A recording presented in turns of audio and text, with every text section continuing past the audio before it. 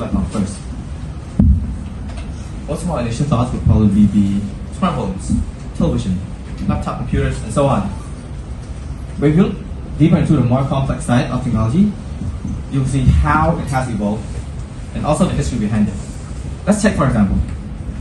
Diving back all the way to the first ever telephone that was made, they depended on connected wires and batteries that then had to form vibrations and then convert it into electrical currents in order to function, which is a pretty complicated and inconvenient process.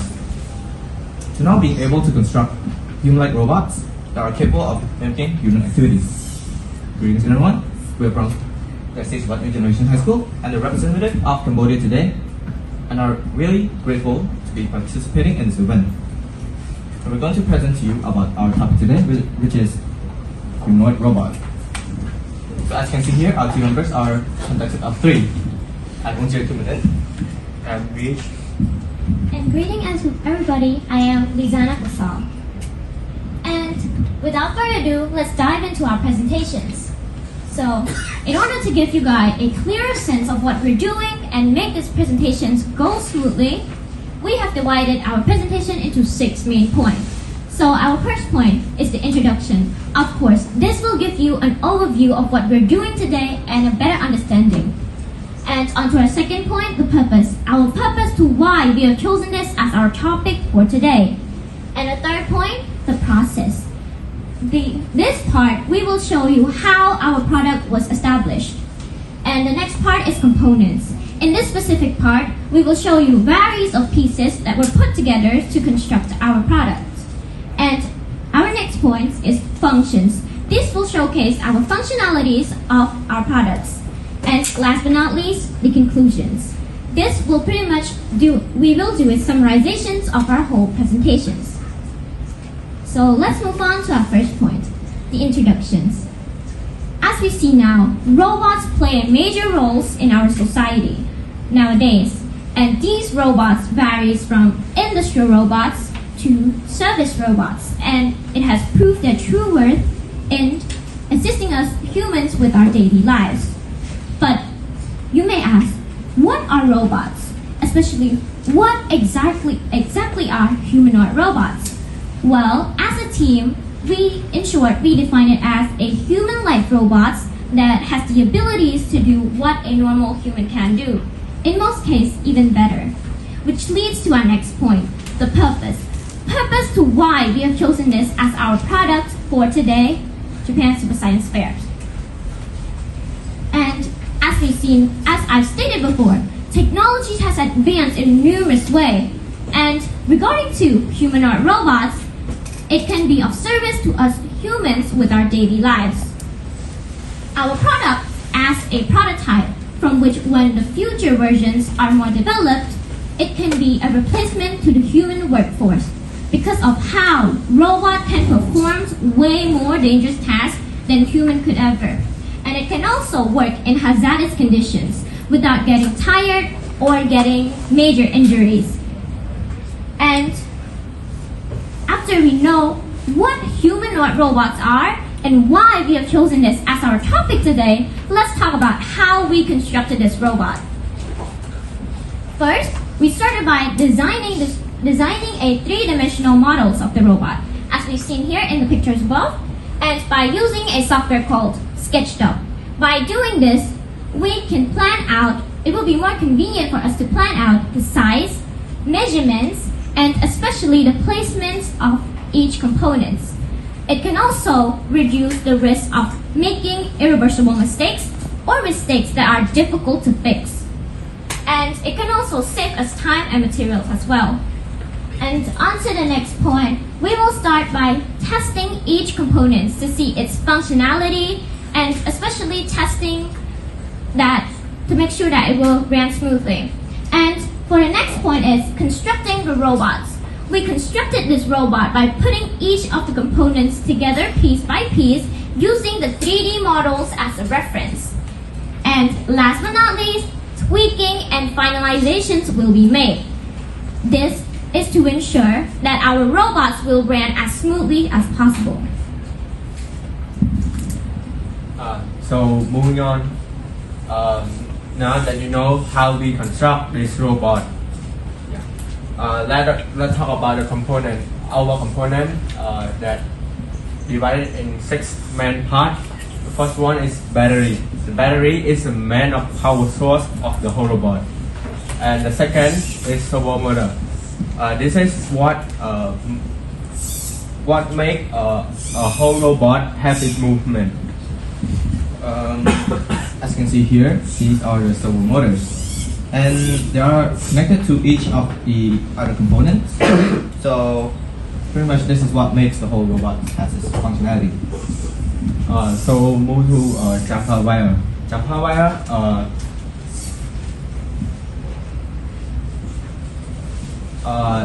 This is what all generate power flow through. Well, the jumper wires here, well, are supposed to be connected to a battery, but because of the airport system, we couldn't bring it today. Well, so it's supposed to be connected to a battery and then connected to the main board, which then again connected to the whole robot, which pretty much can transfer all the power to all the other components. So let's move to servo controller. Servo controller. This is pretty much that store all the information of servo motor. Right. Those information pretty much are regarding to the velocity, the angular or linear position or movement. So meaning that this is what controls all the servo motors here. So let's move to steel plant. This is not much to explain. Here, this just act as a body and protection of a whole robot. So move to the last thing is receiver and controller. So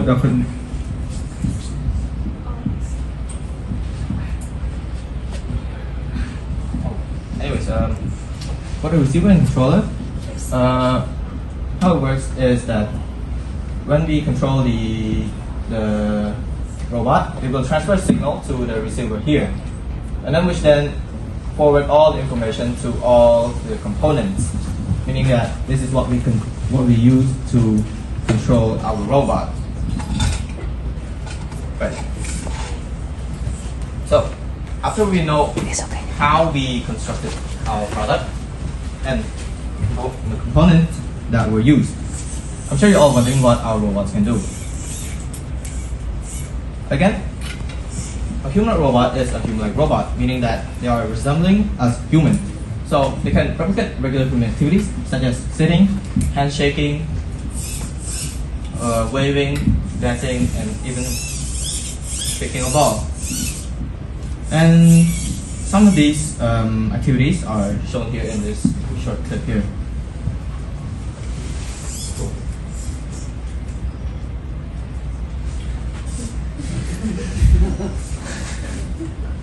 Right. So, not only this, our robot can also do basic deliveries.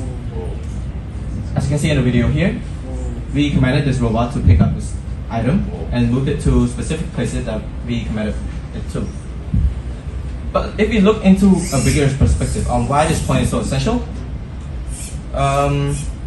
it can be a replacement to the human labor. And not just this, deliveries, not just basic deliveries, I'm referring to deliveries that require a lot of human strength.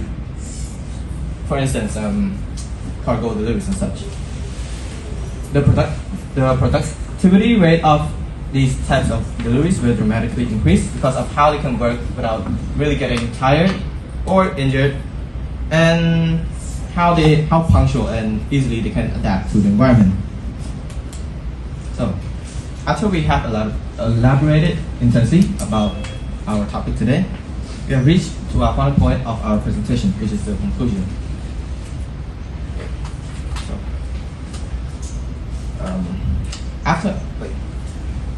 because of the advancement of technology in nowadays society, we've seen that these human-resembling robots are widely significant in the scientific fields across the globe. Our product here, again, is just a prototype on which we are looking forward to how much of these robots can develop or evolve, and also how much of an impact it can make furthermore into the future. And also wishes that we'll be able to take part in the developing process of this robot, along with expanding the knowledge and sharing what we have experienced to the general public. And before we close our presentation, we'd like to show you a quick montage of our robot.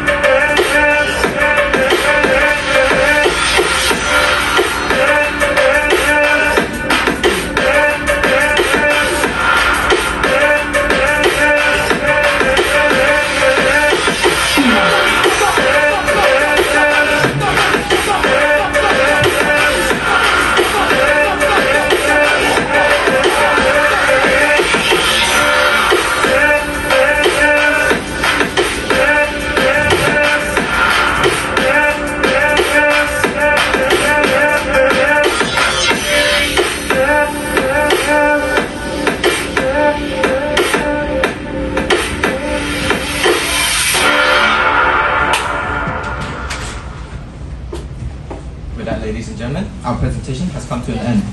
We'd like to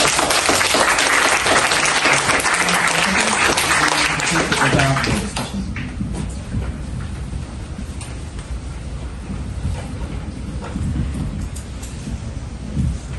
Thank you for a wonderful presentation.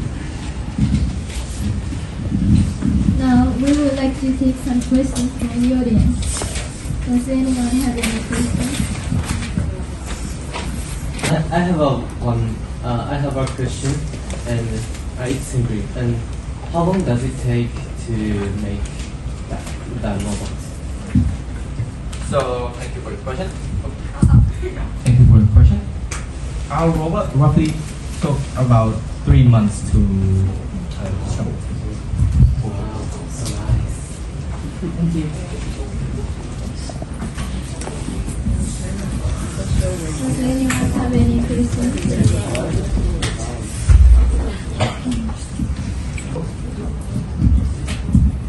Thank you for your presentation. I really like it, this robot. I have a question. How to keep the balance of this robot, like kick or delivery or like moving? Can you repeat your questions again? We're not sure what's... How to keep the balance of robots?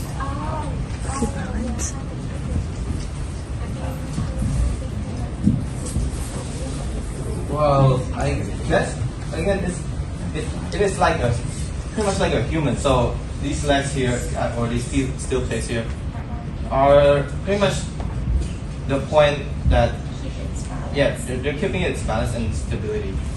So yeah, that's it's like it's something as human. So let's ask. Thank you.